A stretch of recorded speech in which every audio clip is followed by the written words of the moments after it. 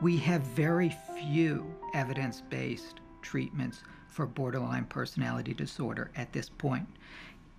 DBT is probably the treatment for which there is the greatest evidence. Dialectical behavior therapy was designed very specifically for people who self-harmed and had strong suicidal impulses. It basically is helping you to deal with situations that are going to come up every day, and your emotional reaction is going to be a certain way, and it helps you deal with that emotional reaction. It helps you find ways to stabilize yourself. It is the synthesis or merging of trying to change something while simultaneously radically accepting that it is what it is. It encourages, first of all, the person who's suffering to step out and look at their own emotions as a third person might, rather than to immediately act on them.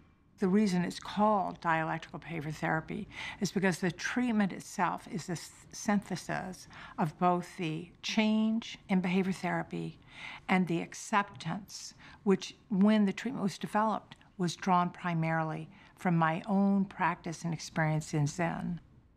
It used to feel literally like people's eyes would have a physical effect on my body.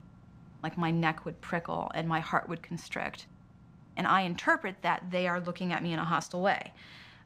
You know, the fact is, they are looking at me. But I can't assume what they're feeling inside and what they're thinking. DBT has helped me tolerate that I feel this thing and I interpret it this way, but it may not necessarily be the reality. I like dialectical behavioral therapy because there were things that I could work on a daily basis that would help me get through the day, and there were certain exercises that I could do, and there was concrete things that I could do. The last time I desperately wanted to cut myself, I did a type of technique that I learned through DBT, which is I went and I held ice cubes in my hand. And putting ice cubes in your hand when you really want to experience physical pain is a way of focusing on something without necessarily hurting yourself. Instead of saying, oh, I just shouldn't feel this way, or oh, I need to change the way I feel, you learn how to work with what you're experiencing in an more effective way.